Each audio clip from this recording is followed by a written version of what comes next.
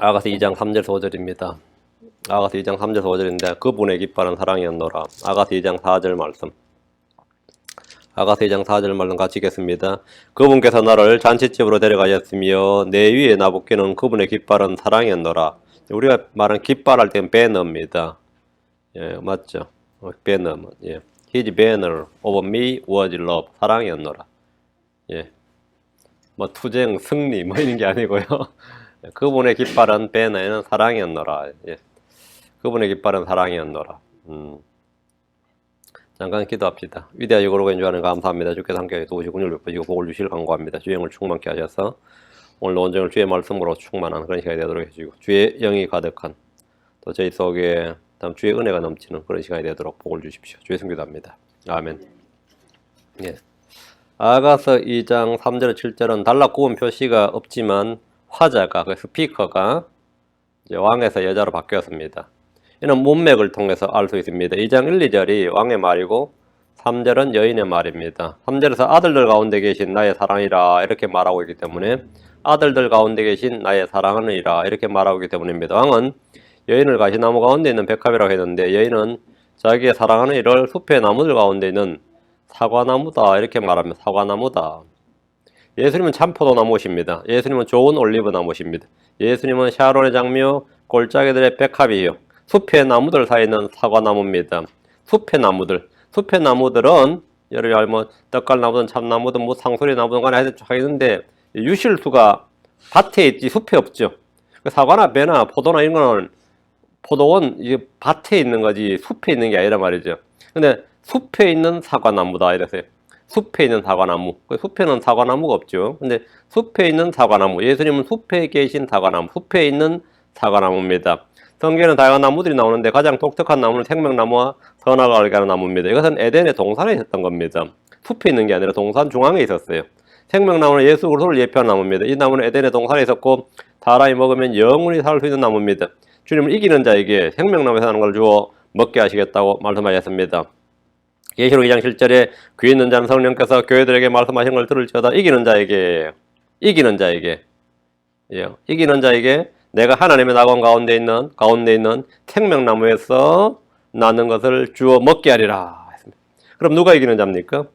크리스천들은 다 이기는 자입니다. 모두 이기는 자고 정복자들보다 더 나은 자입니다. 무엇이든지 하나님에서 난 것은 세상을 이깁니다. 우리는 하나님에서 난 자입니다. 성령은 하나님에서 난 것이고, 자, 우리의 영은 성령을 거듭 난 것이고, 우리 자체가 하나님에서 난 자입니다. 하나님의 난 자. 하나님에서 난 것은 무엇이든 세상을 이깁니다. 요한일서 5장 4절에 무엇이든 하나님에게서 난 것은 세상을 이기느니라. 세상을 이기는 승리는 것이니 곧 우리의 믿음이니라. 대환란 때는 짐승과 그의 형상과 그의 표와 그의 이름의 수를 이기고 승리한 자들이 생명나무에 이르는 권리를 얻게 됩니다. 이 시대는 예수를 믿는 자가 이기는 자입니다. 성경은 분명히 말합니다. 계시록 22장 14절 그분의 명령들을 행하는 자들은 복이 있나니 이것은 그들이 생명나무에 이르는 권리를 소유하게 하며 그 문들을 지나고 그 도시로 들어가게 하려 함이로다. 그분의 명령들을 행하는 자들은 복이 있나니 우리는 이르들 가운데 있는 양들 가시나무들 사이에 있는 백합 같은데 예수님은 뭐와 같으냐면 숲의 나무들 가운데 있는 사과나무와 같습니다. 그 숲의 나무들 가운데 있는 사과나무였습니다. 자, 본문 말씀을 보겠습니다. 3절 아들들 가운데 계신 나의 사랑이는 숲의 나무들 가운데 있는 사과나무 같으니 내가 그분의 그늘 아래 앉아 크게 기뻐하였고 그분의 열매는 내 입맛에 달았도다. 그분의 열매는 사과죠. 사과나무니까 사과겠죠. 사과는 내 입맛에 달았도다. 예수님은 사람의 아들이십니다. 사람의 아들들 가운데 한 분이란 말이죠. 그러나 사람들 가운데 단 한 분이십니다.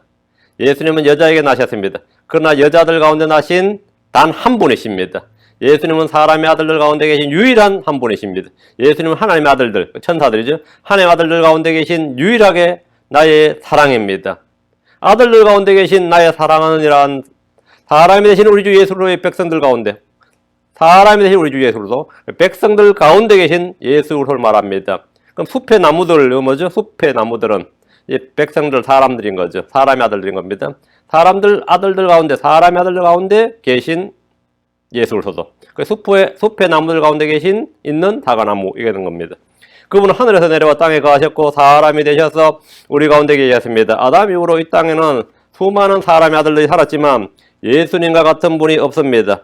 사람들이 존경하고 높이는 역사의 수많은 영웅들, 위인들, 서형들, 종교 창시자들이나 위대하다는 사람들 중에 나를 위해 뭔가를 한 사람은 아무도 없습니다. 나를 사랑한 사람도 없고 내가 사랑해야 할 사람도 없습니다.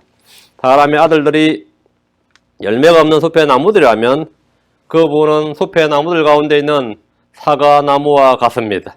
수백 수천 종의 숲의 나무들과 달리 사과나무는 열매가 열리는 유실수입니다. 사과는 과일 중에 사람들이 즐겨 먹는 대표적인 열매입니다. 과일 하면 그냥 사과배부터 나오죠. 사과배부터 시작이란 말이죠. 과일 중에 대표입니다. 잠언 25장 11절에 적절히 말한 말은 은그림들에 있는 금사과들 같으니라. 적절히 한 말은 뭐라고요? 은그림들에 있는 금사과들 같으니라. 그게 이제 금사과 골든 애플입니다. 골든 애플. 주의 말씀은 골든 애플과 같으니라 이 말입니다. 한국 사람들이 금사과 그러면 아침에 먹는 사과는 금사과고 이러죠. 이제 골든 애플이 뭐냐? 골든 애플. 주의 말씀들은 금사과들과 같습니다. 성경의 모든 말씀들은 다 은그림들에 있는, 은그림들 하면 그림이 여러분 천이나 이런 데가 이런 바다 아니라 은그림들에 있는, 은판 위에 있는 금사과예요. 엄청난 겁니다. 은그림들에 있는 금사과들 같은데 잠언 15장 23절에 사람은 자기 입의 대답으로 기쁨을 누리라니 때에 맞게 한 말이 얼마나 좋은가. 때에 맞게 한 말, 때에 맞게 한 말, 적절한 말, 그렇죠? 적절한 말, 때에 맞게 한 말이 얼마나 좋은가. 적절히 한 말, 때에 맞게 한 말은 골든 애플 또는 애플스 오브 골드, 금에서 나온 사과예요. 애플스 오브 골드라고 했습니다. 금사과 같다는 겁니다. 금사과는 가장 값진 열매, 귀한 열매, 복된 열매, 가치 있는 열매를 말합니다. 예수님은 숲의 나무들 가운데 있는 사과나무로서 금사과들을 맺는 사과나무입니다. 그런데 이제 캐톨릭에서 이런 이유로 이제 선악과가 사과나무가 아닐까 이런 생각을 했고요. 우리는 생명나무가 사과나무가 아닐까 이런 생각을 하는 겁니다. 생명나무가 오히려 이 골든 애플을 맺지 않았을까? 동산에 있는 이제 추측으로 이런 식의 생각이 되는 거죠. 물론 아무도 모릅니다. 예수님은 숲의 나무들 가운데 있는 사과나무로서 금사과들을 맺는 사과나무입니다. 그래서 주님은 내 명령들을 지키며 내 명령들을 지켜서 살며 내 법을 내 눈동자처럼 지키라 이렇게 말씀합니다. 그래서 내 법을 내 눈동자처럼, 내 눈동자가 뭐죠? 내 눈동자가 Apple of thine eye, Apple of eye, 눈의 사과들입니다. 눈동자가 눈의 사과. 우리가 전부 사람 몸에 사과를 가지고 있어요. 우리가 눈동자를 가지고 있을 때 눈동자에서 눈의 사과. 하나의 말씀은 우리가 지켜야 할 눈동자처럼 지키란 겁니다. 주의 말씀은 금사과 같고 눈동자는 눈의 사과입니다. 주님은 숲의 나무들 가운데 있는 사과나무십니다. 하나님 자기 백성들을 자신의 눈동자, Apple of his eye, 자신의 눈동자처럼 지키셨습니다. 우리는 그분의 말씀, 그분의 법을 눈동자처럼 지켜야 됩니다. 이스라엘은 그분의 눈동자입니다. 스가랴 2장 8절에 만군의 주가 이같이 말하노라. 그 영광이 있은 뒤에 그분께서 너희를 노력한 민족들에게 나를 보내셨나니 너희에게 손을 대는 자는, 이스라엘에게 손을 대는 자는, 주의 백성에게 손을 대는 자는 그분의 눈동자에 손을 대느니라. 눈은 몸의 등불입니다. 눈동자는 눈의 사과입니다. 그분의 눈의 등불, 그분의 눈동자에, 그분의 눈의 사과에 손을 댄다. 숲의 나무들 사이에 있는 사과나무는 예수 그리스도이십니다. 예수 그리스도이십니다. 다시 3절. 솔로몬의 아가 2장 3절. 내가 그분의 그늘 아래 앉아 크게 기뻐하였고 그분의 열매는 내 입맛에 달았도다. 해의 열기가 뜨거운 곳에서 그늘을 찾으면 너무나 좋습니다. 그늘 찾죠. 열이 피곤하면 소파를 찾는 것처럼 말이죠. 더우면 그늘을 찾는다.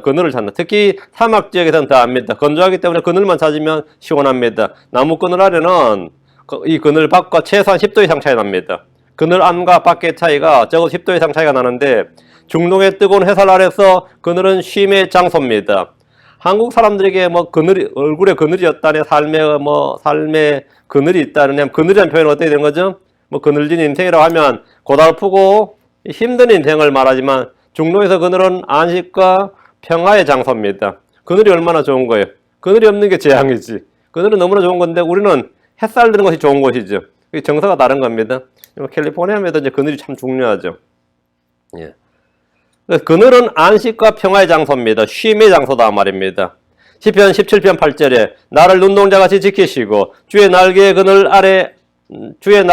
밑에 숨기사. 주의 날개 그늘 밑에, 날개 지금 날개 그늘이 있는 날개 그늘 밑에 숨기사, 날개 그늘 밑에 숨기사 이렇게 말합니다. 날개 그늘.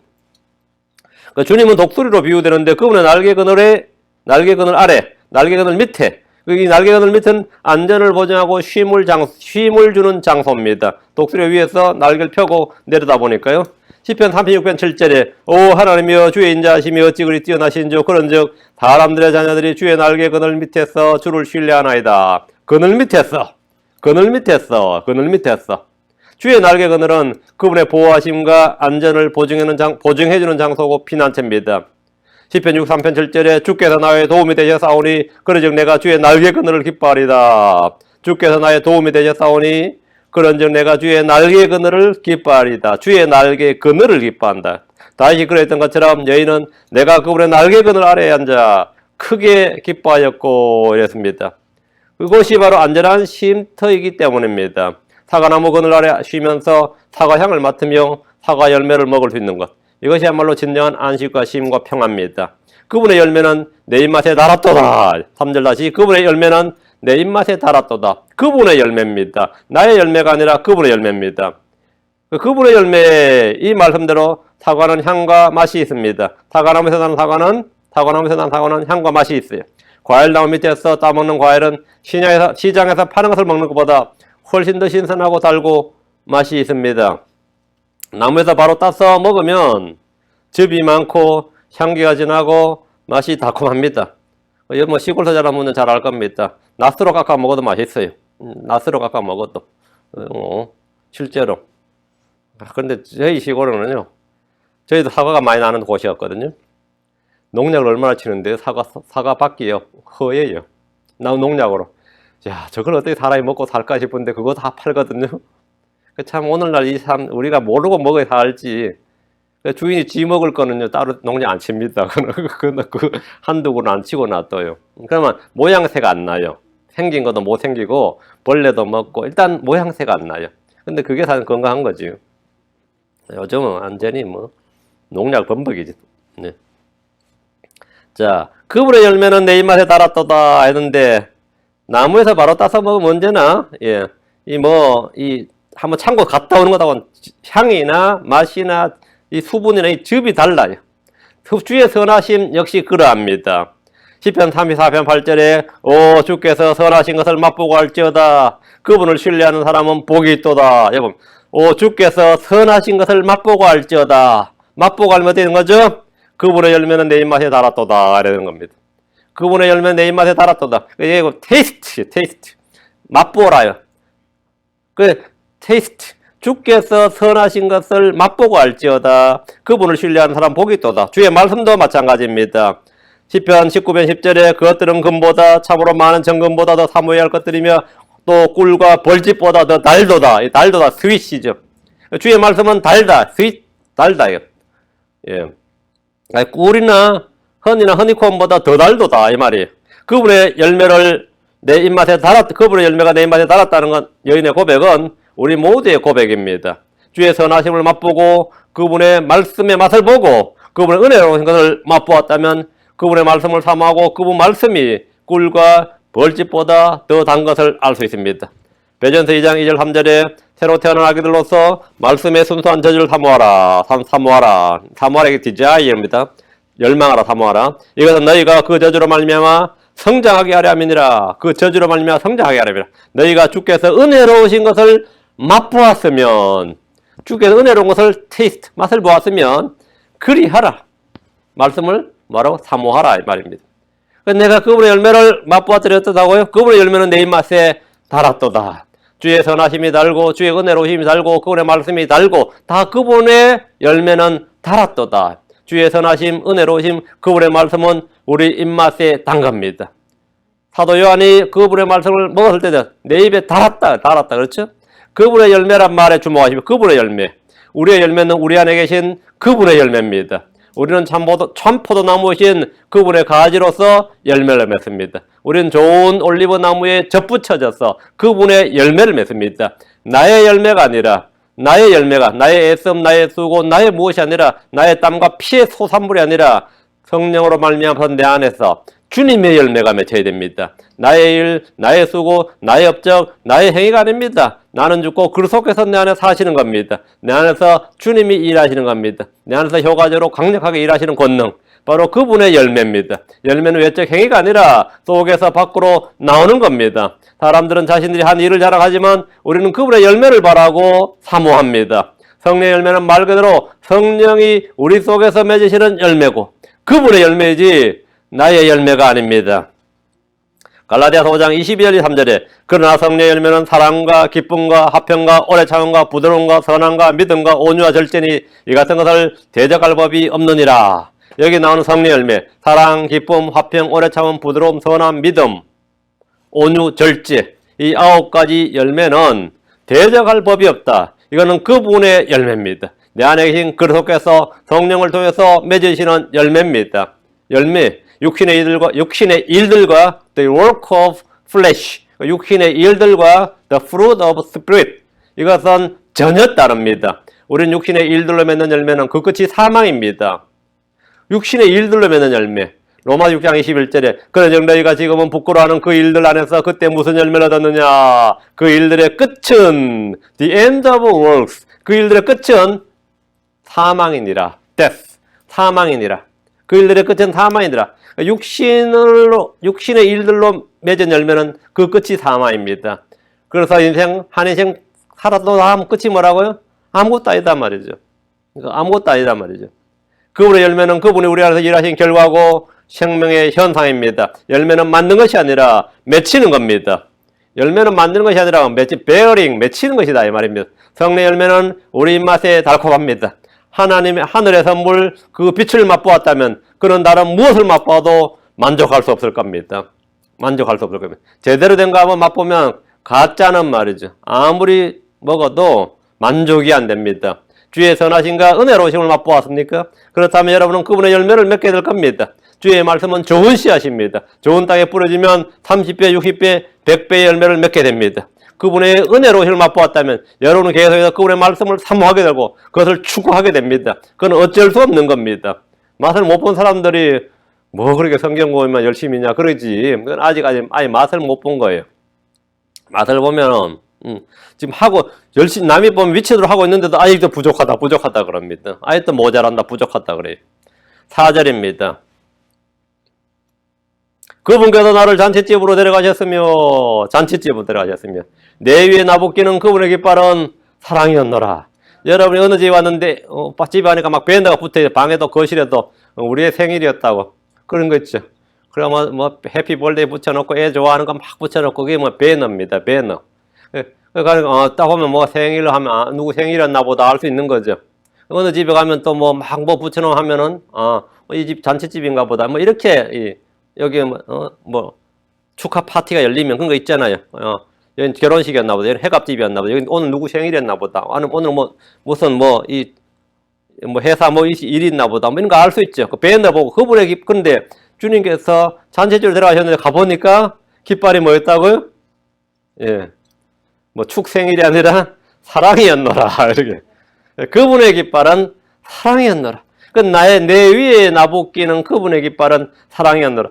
이건 정말 이 위대한 표현인 것 같아요. 이건 이제 문학적으로도 참 이 한 문장으로 이 생각될 만큼 훌륭한 작품 이 한마디 같아요. 그분께서 나를 잔치집으로 데려가셨으며 내 위에 나붓기는 그분의 깃발은 사랑이었노라. 주님은 자신의 신부를 잔치집으로 데려가셨습니다. 이전에 주님은 여인을 어디로 데려가셨어요?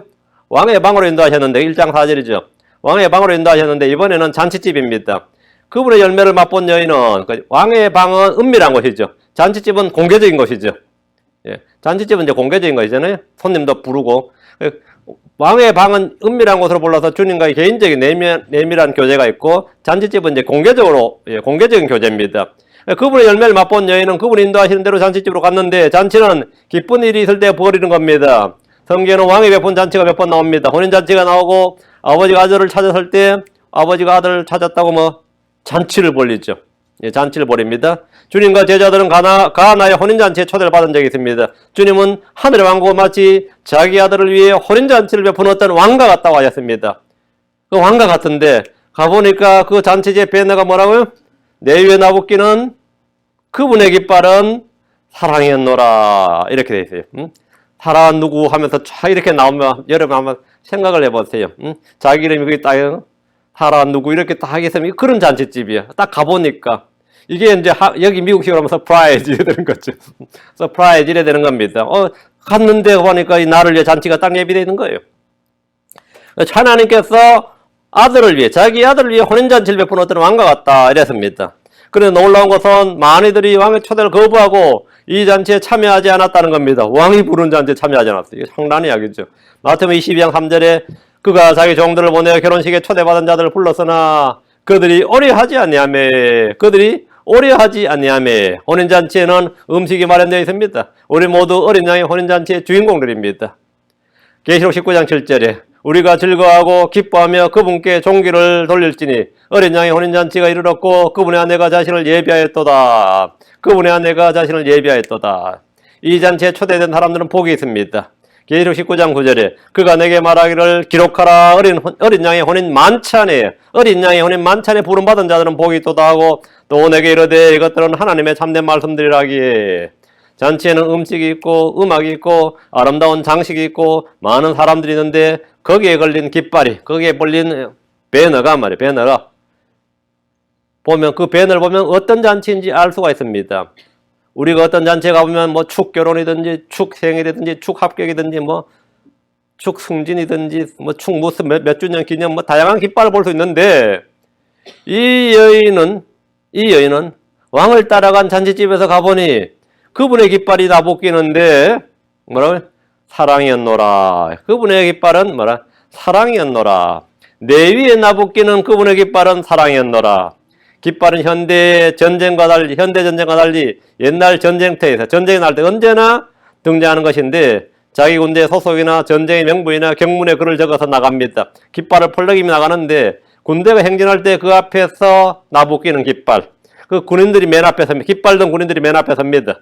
한국에 있을 때는 전쟁을 못 봤으니까 제가 시위 현장에 가면 이제 깃발이 나붙기죠. 시위 현장에서 시위대들이 막 깃발을 들고 요즘도 합니다. 뭐 박근혜 퇴진 뭐 이런 거 하는 거. 시위대들이 막 깃발을 들고 자신들의 주장을 외치는 걸 자주 봅니다. 요즘도 TV나 신문에 거대한 배너를 펼쳐둔 시위대를 쉽게 여러분이 사진으로 아니면 동영상으로 볼 수 있을 겁니다. 또 여기는 게임을 할 때만 운동장에서 게임을 하면 선수들 곁에 응원한 사람들이 깃발을 들고 서 있습니다. 뭐 메이저리그든 뭐 농구든 뭐 이런 거 아이스하키든 이런 거 있죠. 이런 거 할 때 보면 미식 축구 같은 거 할 때 보면 이 깃발들이 뭐 나붙기는 깃발들이죠. 관중들 중에서도 이 배너를 들고 흔들면서 자기가 응원한 팀이나 선수들을 격려합니다. 이게 배너예요. 그 배너 깃발이란 말이죠. 우리가 들어야 할 깃발, 우리가 펼쳐야 할 깃발이 뭡니까? 자, 성경 좀 봅니다. 이거 10편 20편 5절, 60편 4절. 10편 20편 5절. 60편 4절입니다. 10편 20편 4절, 5절. 맞죠? 예. 우리가 내 구원을 기뻐하며 우리의 하나님의 이름으로 우리의 깃발들을 세우리니. 우리 하나님의 이름으로 우리의 깃발들을 세우리니 주께서 내 모든 청혼을 이루어 주시길 원하노라. 하나님의 이름으로 우리의 깃발들을 세우리니 이랬습니다. 우리의 깃발들을 세우리니 하나님의 이름으로. 뒤에 60편 5절 우리 하나님의 이름으로 우리의 깃발을 세우리니 하는 이 부분 좀 딱 기억하시고 우리 하나님의 이름으로 깃발을 세운다 이 말은 우리는 하나님의 군대고 그래서 좋은 군사들이다 말입니다. 우리는 믿음에서는 싸움을 싸우기에 하나님의 이름으로 우리의 깃발들을 세워야 됩니다. 우리는 전쟁 목표, 전쟁의 대상, 전쟁의 수단이 분명합니다. 하나님의 이름으로 우리의 깃발들을 세우고 두려움 없이 전쟁을 치러야 됩니다. 주님께서 구원의 대장이시고 전투에 능하신 주이십니다. 10편 60편 4절 10편 60편 4절 주께서 주를 두려워하는 자들에게 깃발을 주시면 주께서 주를 두려워하는 자들에게 깃발을 주신다. 그 깃발을 하나님 주신다 이거. 우리의 깃발은 주께서 주신 깃발이죠. 주께서 주를 두려워하는 자들에게 깃발을 주시면 주로 인하여 그것들을 펼치게 하려 하심이니이다. 셀라. 펼친다. 주님이 주신 깃발을 우리가 펼치는 거죠. 주께서는 주를 두려워하는 자들에게 깃발을 주시는데 주께서 주신 깃발은 복음의 말씀 즉 성경입니다. 우리는 주의 말씀인 성경을 높이 들고 그분의 말씀을 펼쳐서 외칩니다. 진리로 인하여 그것을 펼친다는 것은 그분의 말씀을 목소리를 아끼지 않고 외치는 겁니다. 여러분 마음속에 선포할 말씀이 있습니까? 주께서 우리 속에 주신 말씀이 있다면 그것을 펼치십시오. 깃발을 내리거나 꺾이는 것은 패전입니다. 깃발을 나부끼는 것이 승리입니다. 한국 6.25 전쟁 때 서울을 소복하면서 맨 먼저 한 일은 중앙청에 깃발 다는 일이었습니다. 얼마 전에도 뭐 이 메가더 장군에 대한 그거 영화를 하나 만들었는데 메가더 장군이 주인공이 아니고 인천 상륙 작전을 성공하기 위해서 이 동해 쪽에 이제 가짜로 동해 쪽으로 상륙 작전을 할 것처럼 해서 학도병 700명이 죽은 이야기였어요.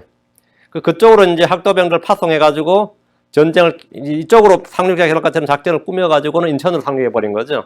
거기 참여했던 이제 군인들은 몰살당했죠. 그런 이제 희생을 해서 이제 이쪽에서 뭐 승리했다 이런 이야기들인데, 예, 그렇게 해서 인천으로 해서 이제 서울을 소복할 때 이제 9월 28일이었을 겁니다.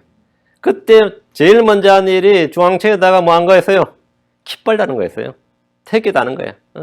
그러면서 군인들이 하는 말이 우리 백두산에 한번 태기 꽂아보자. 그게 뭡니까? 그 말이 그 송일시 기자의 말이죠. 백두산에 깃발 한번 꽂아보자. 지금도 뭐 그 말 하죠. 미군들도 전쟁에서 점령지마다 맨 먼저 하는 일이 뭐죠? 성조기 매다는 일입니다. 점령지마다 맨 먼저 성조기를 높이 매답니다. 깃발은 승리의 표시고 우리의 정체성을 선포하는 일입니다. 이사야 13장 2절에 너희는 높은 산 위에 깃발을 세우고 그들을 향하여 목소리를 높이며 손을 흔들어 그들이 존귀한 자들의 문들로 들어가게 하라. 너희는 높은 산 위에 깃발을 세우고, 여기서 높은 산 위에 깃발을 세웠다는 것이 승리 선언입니다. 대환란 때 우리 주님을 통해 승리한 유대인들은 예루살렘의 성전 산 위에 깃발을 세우고 목소리를 높여 승리를 외칠 겁니다. 다시 3절입니다. 다시 아가서로 갑니다. 내 위에 나부끼는 그분의 깃발은 사랑이었노라. 내 위에 나부끼는 그분의 깃발은 사랑이었노라. 주님은 우리를 자신의 사랑 속에 거하도록 초대하십니다. 우리가 거해야 할 곳은 그리스도 안입니다. 주님은 내 안에 거하라고 하셨습니다. 주님은 내 말에 거하라고 하셨습니다. 꾸준히 내 말에 거하라. 주님은 빛 가운데 거하라고 하셨습니다. 주님은 내 사랑 안에 거하라 이렇게 말씀합니다. 요한복음 15장 9절에 아버지께서 나를 사랑하신 것 같이 나도 너희를 사랑하였으니, 그러니까 주님이 우리를 어떻게 사랑했냐면 아버지께서 자신을 사랑같이, 아버지께서 예수 그리스도를 사랑한 것, 이거는 뭐 우리 측량할 수 없는 거죠. 아버지께서 나를 사랑하신 것 같이 나도 너희를 사랑하였으니 너희는 내 사랑 안에 거하라. 주님 우리를 어떻게 사랑하셨느냐? 자신이 주께 받은 사랑, 하나님 아버지께 받은 사랑 그대로 우리를 사랑하셨다. 너희는 내 사랑 안에 거하라. 너희는 내 사랑 안에 거하라. 주님의 사랑 안에 거하는 방법이 뭡니까? 그분의 명령을 지키는 겁니다. 요한복음 15장 10절에 내가 내 아버지의 명령들을 지켰고 그분의 사랑 안에 거하는 것 같이 너희도 내 명령들을 지키면 내 사랑 안에 거하리라. 우리는 믿음을 통해 사랑 안에서 뿌리를 내려야 됩니다. 믿음을 통해 그리스도께서 너희 마음속에 거하게 하시고 또 너희가 사랑 안에서 뿌리를 내리고 털을 잡아. 이 뿌리를 내리고 할 때 rooted 뿌리를 내리고 털을 잡아. 사랑 안에 rooted in the love, 사랑 안에 뿌리를 내리라 이거예요. 우리가 서로 사랑하면 하나님께서 우리 안에 거하시고 그분의 사랑이 우리 안에서 완전하게 됩니다. 요한일서 4장 12절에 어느 때나 아무도 하나님을 보지 못하였으되 만일 우리가 서로 사랑하면 하나님께서 우리 안에 거하시고 그분의 사랑이 His love, 그분의 사랑이 우리 안에서 완전하게 되었느니라. 그분의 사랑 우리 안에서 완전하게 되었느니라. 우리 위에 나부끼는 그분의 깃발은 사랑입니다. 하나님의 사랑, 나를 향한 그리스도의 사랑입니다. 주님의 어떠하심은 말로 다 표현할 수 없지만 우리를 향한 그분의 모든 일, 모든 행위는 사랑으로 요약할 수 있습니다. 하나님께서 왜 그렇게 하셨을까? 설명이 불가능하고 이해가 불가능하고 뭐가 논리적 설득력이 없는데 딱 하나면 키워드가 딱 하나예요. 그건 다 풀려. 사랑이었다 이거예요. 그 죄인을 주님은 왜 용서하셨습니까? 사랑이었대. 왜 불쌍히 여겼느냐? 사랑이었어요. 왜 그는 처벌하지 않으시고 저주하고 정죄하지 않고 오래 참으셨느냐? 사랑 때문이다. 주님께서 하신 모든 일은, 모든 동기와 모든 목적은 단 한 단어로 해결 키워드 게임입니다. 그분의 깃발은, 나 위에 나부끼는 그분의 깃발은 뭐라고? 사랑이었노라. 성경의 수많은 율법들, 명령들을 사랑으로 요약할 수 있었지, 간략하게 사랑으로 요약할 수 있듯이 하나님께서 자신의 독생자를 주신 것은 우리를 향한 그분의 사랑입니다. 예수님께서 행하신 모든 말과 모든 행위는 한 단어로 요약하면 사랑입니다. 갈라디아서 2장 20절, 에베소 5장 2절입니다. 갈라디아서 2장 20절. Galatians 2:20입니다. Ephesians 4:2, 5:2. 예. 에베소서 5장 2절입니다. 내가 그리스도와 함께 십자가에 못 박혀 있으나 그래도 불구하고 사노라. 그러나 내가 아니요 그리스도께서 내 안에 사시느니라. 나는 지금 내가 육체 안에 사는 삶을 나를 사랑하사. 나를 사랑하사. 나를 위해 자신을 주신 하나님 아들의 믿음으로 사노라. 나를 사랑하사. 나를 위해 자신을 주신 하나님 아들. 이것이 바로 내 위에 나붙기는 그분의 깃발입니다. 주님은 나를 사랑하사 나를 위해 자신을 주셨습니다. 십자가 위에서 죽으셨는데 이것이 바로 십자가, 그래서 십자가. 이것이 바로 나를 향한 하나님의 사랑, 그분의 사랑, 그것이 깃발입니다. 에베소 5장 1절. 그리스도께서 우리를 사랑하사 우리를 위해 자신을 향기로운 냄새 헌물과 희생물 하나님께 드리신 같이 사랑 안에서 걸으라. 그리스도께서 우리를 사랑하사 우리를 위해 자신을 향기로운 냄새 헌물과 희생물로 우리를 사랑하사 우리를 위해 했죠. 그리스도의 고난과 죽으심과 묻히심과 같은 그분의 모든 사역의 핵심은 사랑입니다. 그리스도께서 교회를 사랑하사 교회를 위하여 자신을 주셨습니다. 그리스도께서 우리를 사랑하사 자신의 피로 우리의 죄들에서 우리를 씻으셨습니다. 우리를 향해 하나님 가지고 계신 사랑은 내 위에 나붙기는 깃발처럼 선명하게 보입니다. 깃발은 모두가 보고 읽고 알 수 있도록 선포하는 겁니다. 깃발의 목표는 뭐죠? 디클레어입니다. 깃발이란 것은 기본적으로 디클레어예요. 잘 보고, 그죠? 쉽게 보고 정확하게 보고 알라는 겁니다. 예수로서는 우리를 향해 하나님이 가지고 계신 사랑을 드러내 보인 하나님의 깃발입니다. 예수로서는 온 세상이 보고 읽고 알고 깨달을수록 갈보리 십자가 위에서 높이 달리셨습니다. 그것을 볼 때 하나님의 사랑이다. 그것은 우리를 향한 하나님의 사랑입니다. 로마서 5장 8절, 갈라디아 3장 1절. 로마서 5장 8절, 갈라디아 3장 1절. 로마서 5장 8절. 우리가 아직 죄인이었을 때 그리스도께서 우리를 위해 죽으심으로 하나님께서 우리를 향한 자신의 사랑을 당당히 제시하시느니라. 이게 디클레어죠. 주님께서 우리를 향해서 선포하셨단 말이죠. 그리스도께서 우리를 위해 죽으심으로 하나님께서 우리를 향한 자신의 사랑을, 우리를 향한 뭐라고요? 자신의 사랑을 제시하셨다. 당당히 공개적으로 말이죠. 당당히 제시하시느니라. 우리를 위해서. 하나님께서 우리를 향한 자신의 사랑을, 여기 commandis네요. But God commanded His love toward us. 우리를 향한 자신의 사랑을 commanded. 드러내셨다. 제시하셨다. 예수님의 죽으심으로 우리를 향한 하나님의 사랑을 선포하고 보여주는 그분의 깃발입니다. 내 위에 나붙기는 그분의 깃발은 사랑입니다. 예수로서는 하나님의 사랑을 우리 위에 펄럭이며 선명하게 보여주는 깃발이었습니다. 그래서 누구나 저 뭐냐? 하나님의 사랑이었노라. 예수로는 하나님의 사랑을 우리의 펄럭이고 선명하게 보여주는 하나님의 살아있는 말씀이었습니다. 하나님을 살아있는 말씀이었어요. 예수로는 하나님의 사랑을 우리에게 보여주고 일깨워주고 알게 해주는 하나님의 말씀입니다.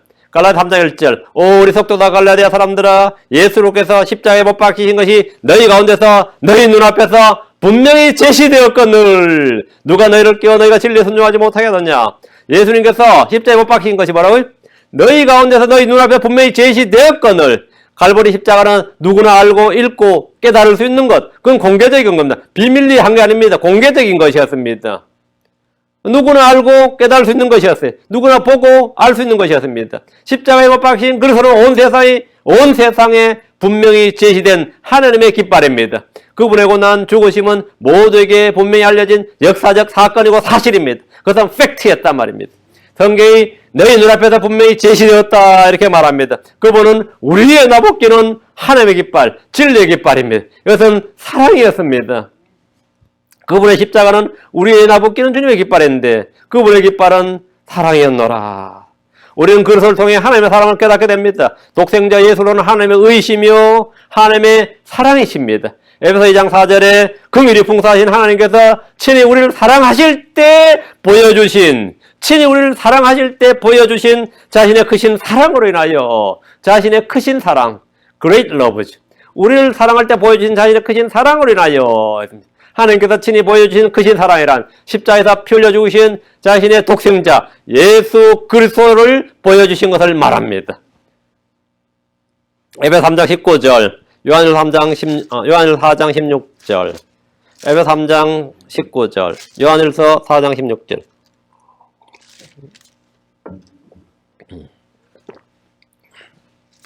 지식을 뛰어넘는 그리스도의 사랑을 알아. 그리스도의 사랑이라는 게 뭐라? 지식을 뛰어넘는 그리스도의 사랑을 알아. 하나님의 모든 충만하심으로 충만하게 되길 구하노라. 사랑을 알아서 충만하게 된다. 하나님의 모든 충만하심으로 충만하게 되는 건 어떻게 되느냐? 지식을 뛰어넘는 그분의 사랑을, 지식을 뛰어넘는 그리스도의 사랑을 알았어. 지식을 뛰어넘는 그리스도의 사랑을 알았어. 이게 to know the love of Christ. the love of Christ 뭐냐? which passes knowledge. 지식을 통과하는, 관통하는, 지식을 뛰어넘는 패스 오버의 의미죠. 지식을 뛰어넘는 그리스도의 사랑을 알았어. 하나님의 충만하심으로 충만하게 되길 구하노라. 그리스도의 사랑은 우리의 지식을 뛰어넘는 사랑입니다. 우리의 이성이나 감성이나 어떤 지각, 논리, 체계를 완전히 뛰어넘는 사랑이에요. 이것은 파격을 넘어서 우리의 상상을 넘는 사랑입니다. 그리스도의 사랑은 사람들의 생각의 범주를 넘어서는 그런 사랑입니다. 그래서 사람들이 이해가 안 된다 그러죠. 하나님의 사랑은 이해가 안 되는 사랑이에요. 이해의 범주를 뛰어넘는다 말이에요. 하나님의 평가와 모든 이해를 뛰어넘는 겁니다. 그래서 성경 말을 오 깊도다 하나님의 지혜와 지식에 부유하며 그분의 판단들은 헤아릴 수 없으며 그분의 길들은 찾지 못할 것이로다. 하나님의 사랑, 하나님의 평강, 하나님의 지혜, 하나님의 지식에 부유함은 우리의 지식과 우리의 모든 이해를 뛰어넘는 겁니다. 우리 생각과 하나님의 생각은 다릅니다. 하늘이 땅보다 높은 같이 하나님의 생각은 우리의 생각보다 높습니다. 당연한 겁니다. 우리의 모든 이해를 뛰어넘는 거예요. 우리 위에 나붙기는 그분의 깃발은 사랑이었으나 우리 위에 나붙기는 그분의 깃발입니다. 우리의 지식을 뛰어넘는 그리스도의 사랑을 알아 이겁니다. 그러니까 당연히 우리 위에 지식을 뛰어넘는 그리스도의 사랑을 알아. 우리 위에 나붙기는 그분의 깃발은 사랑이었다. 예수로서는 우리를 향해서 드러난 하나님의 사랑입니다. 이 사랑은 사람들이 보지 못하였고 듣지 못하였고 마음속에 생각하지도 못한 겁니다. 고린도서 2장 9절에 그러나 이것은 기록된 바 하나님께서 자신을 사랑하는 자들을 위하여 예비하신 것들은 눈이 보지 못하였고 귀가 듣지 못하였으며 사람의 마음속에 들어가지도 못하였던 것 같으니라. 그러니까 어떻게 되는 거죠? 보도 못하고 보지도 듣지도 못하고 생각도 못하고 상상도 못했다면 이거는 계시밖에 없습니다. 이걸 깨달을 수 있는 방법은 계시밖에 없어요. 하나님께서 계시해 주셔야 됩니다. 성령을 통해서 기록된 말씀을 통해서 우리 속에 계시해 주시고 조명해 주시지 않으면 우리는 보지도 못하고 듣지도 못하고 깨닫지도 못하고 사람의 마음속에 들어가지도 못하고 생각조차도 못한 겁니다. 우리의 이성을 우리의 지식을 뛰어넘는 그리스도의 사랑이기 때문입니다. 그럼 우리는 이런 사랑을 어떻게 알고 확신하고 깨닫습니까? 우리를 향한 하나님의 사랑을 깨닫는 것은 학교 수업이나 사람들의 책으로 되는 일이 아니고 명상으로 되는 일이 아닙니다. 훈련으로 되는 일도 아닙니다. 믿음을 통해 깨닫습니다. 하나님께서 주신 말씀을 읽을 때 깨닫습니다. 우리 위에 나붙기는 깃발 즉 예수 그리스도를 통해서 깨닫는 겁니다. 하나님께서 우리를 위해 자신의 생명을 내놓으셨습니다.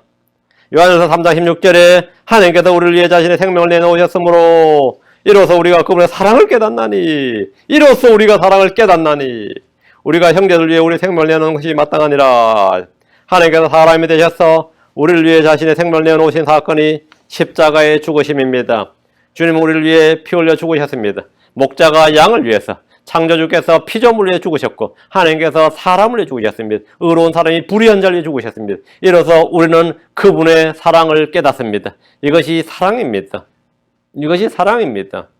하나님은 사랑이십니다. 성경 말하기를 디도서 3장 4절에 사람을 향한 하나님 곧 우리의 구원자의 친절과 사랑이 나타난 뒤에 사람을 향한 하나님 곧 우리의 구원자의 친절과 사랑이 나타났다.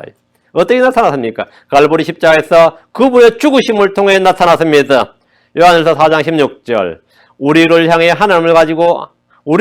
하나님이 가지고 계신 사랑을 우리가 알았고 또 믿었나니 하나님은 사랑이심으로 사랑 안에 가는 자는 하나님 안에 가고 하나님도 그 안에 가시느니라. 우리를 향해 하나님이 가지고 계신 사랑 우리가 알았고 믿었다. 이 사랑 우리를 향해 하나님이 가지고 계신 그 사랑이 뭡니까? 예수 그리스도입니다. 그것이 바로 그리스도의 사랑입니다. 그분의 죽으심을 통해 우리를 향한 자신의 사랑을 제시하셨습니다. 드러내셨습니다. 보여주셨습니다. 우리에게 나붓기는 기뻐하는 그분의 사랑이었노라. 이게 이 말입니다. 다시 아가서로 갑니다. 5절입니다. 2장 5절. 큰 포도주병으로 나를 지탱하시오며 사과로 나를 위로하소서. 사랑을 인하여 내가 병이 났나이다. 포도즙은 기쁨과 즐거움을 줍니다. 포도즙에서 나는 향기가 맡은 일품입니다. 포도즙은 음료 혼물에서입니다. 음료 혼물에. 민수기 15장 7절에 또 음료 혼물로 포도즙 3분의 1 흰을 들여 주께 향기로운 냄새가 되게 할지니라. 포도즙은 이제 냄새를 제거하기도 하고 음식물에서 그렇죠. 냄새를 향기를 내기도 하는 그런 겁니다. 포도즙은 잔치에서 반드시 필요한 음료인데 우리 주님께서 가나 혼인잔치집에서 만들어준 것이 바로 이 포도즙입니다. 포도주가 아니고 포도즙이에요. 어떤 이들은 이 포도주와 포도즙을 혼용하거나 영어는 다 와인이거든요. 와인이 주스도 되고 알코올 있죠. 주스도 되고 술도 돼요. 포도주와 포도즙을 혼용하거나 분별 없이 사용해서 제사장들이 포도주를 마셨다. 예수님께서 포도주를 만드셨다 하지만 포도즙입니다. 술 마시는 크리스천들이 뭐 예수님 만들어주신 포도주 이러면서는 이제 그건 말이 안 되는 겁니다. 왕들이 매일 마시는 음료도 포도즙이지 포도주가 아닙니다. 그걸 어떻게 하냐면 창세기 40장 11절에 보면 내 손에 파라오의 잔이 있기에 내가 포도들을 따고 포도를 따서 그것을 짠 겁니다. 그걸 짰어요. 파라오의 잔에 그것들을 짜서 그 잔을 파라오의 손에 드렸더니 그건 뭐죠? 포도 주스죠.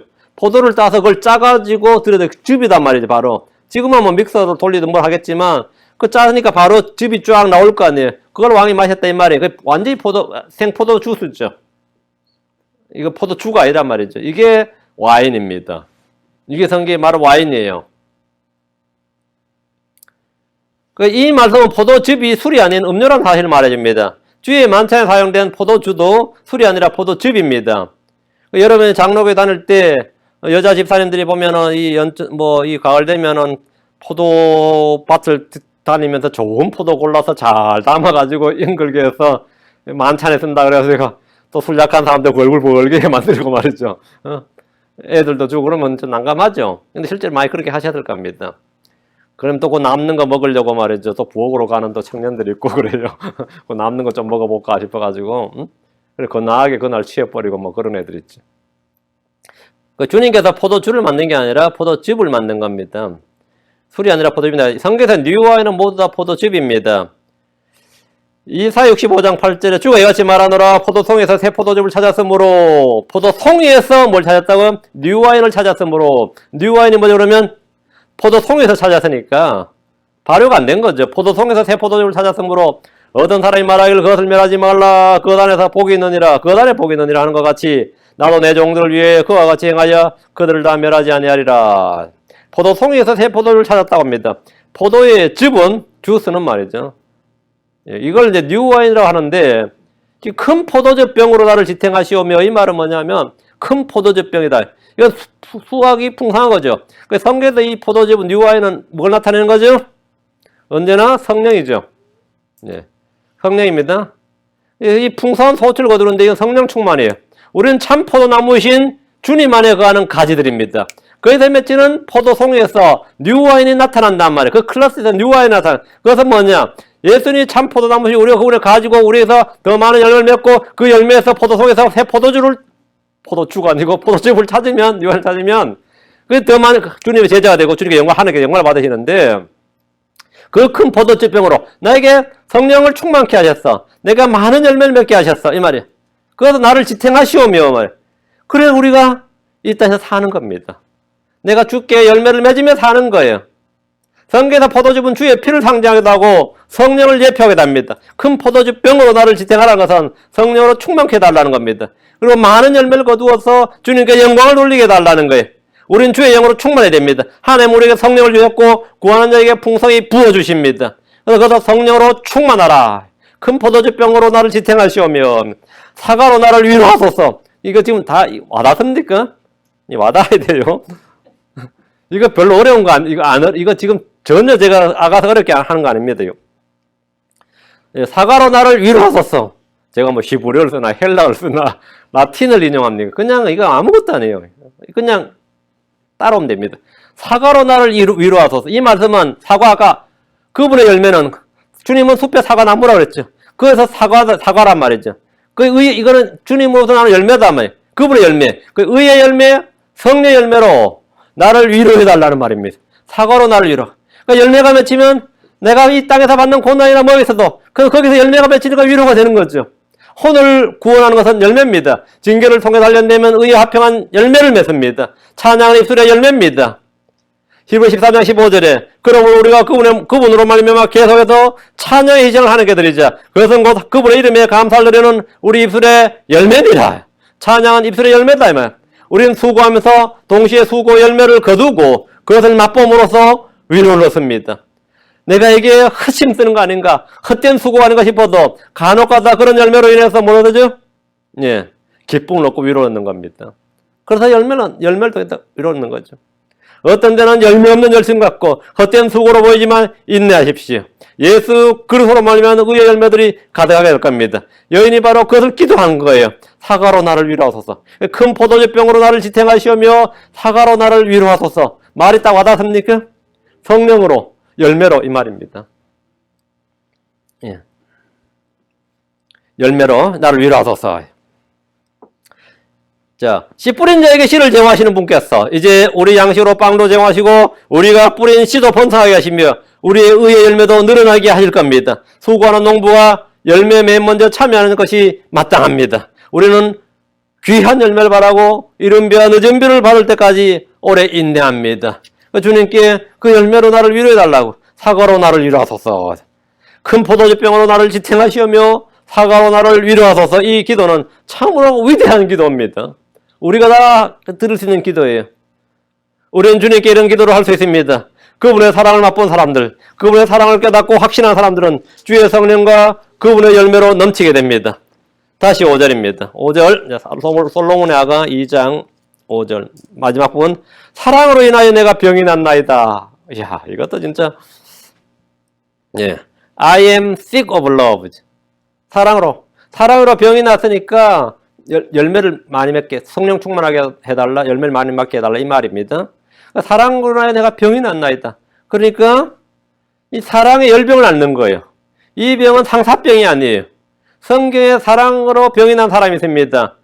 누구죠? 다윗의 아들 암논이 자기 누이 다말로 인해 병이 났는데 성경 기록에 보면 사무엘하 13장 1절 2절에 보면 이 일 뒤에 이러한 일이 있었더라. 다윗의 아들 압살롬에게 아름다운 누이가 있었는데 그녀의 이름은 다말이더라.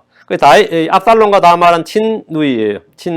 그거고 다윗의 아들 암논이 아버님 같은데 암논과 이 다말은 배다른 저거예요. 형제예요.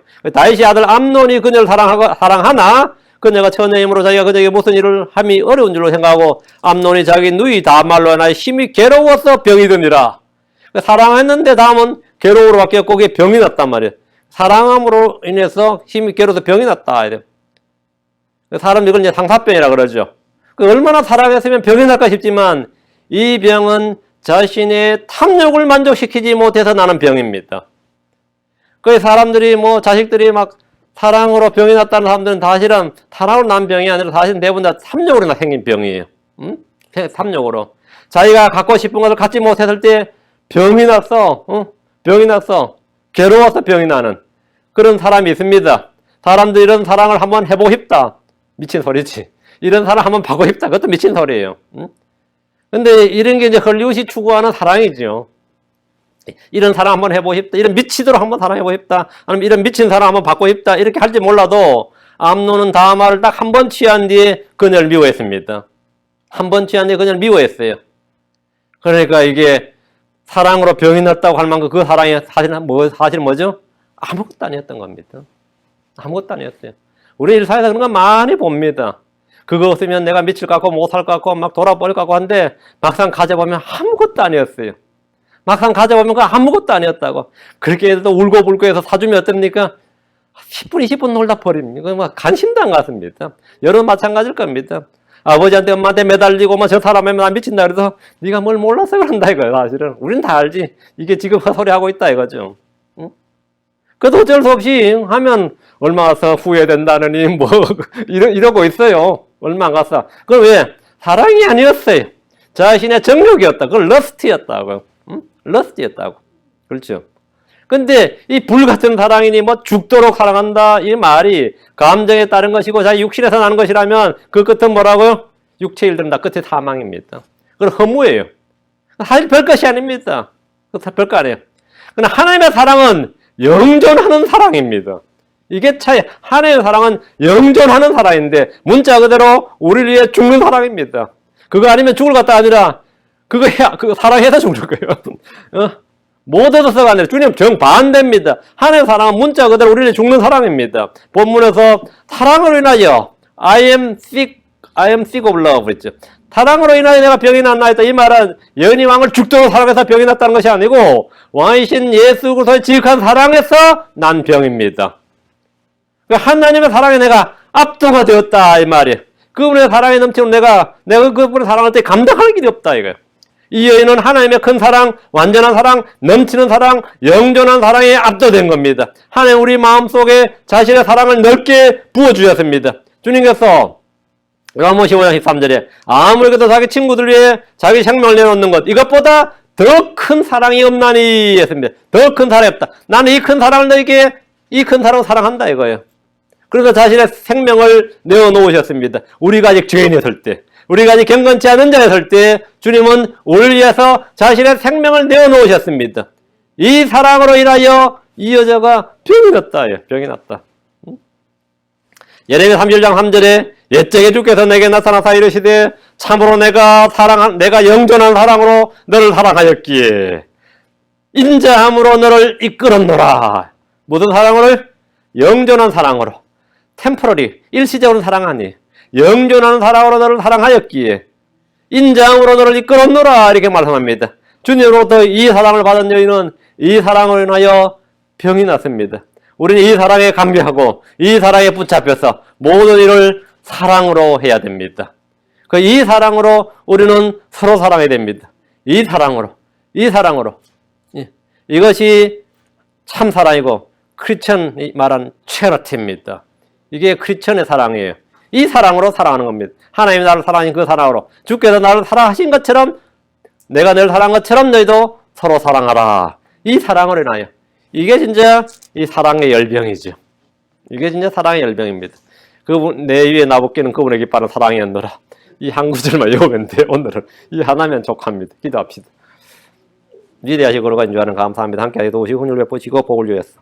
오늘 하나님의 말씀을 선포했습니다. 선포한 말씀들이 성도들 마음 가운데 깊은 은혜로 또 주님의 사랑을 깊이 인식하고 깨닫는 시간이 되도록 하시고 믿음으로 확신하게 하시고 또 주의 영으로 충만한 시간이 되도록 도와주십시오. 감사드리며 주의 성기도합니다. 아멘. 아멘.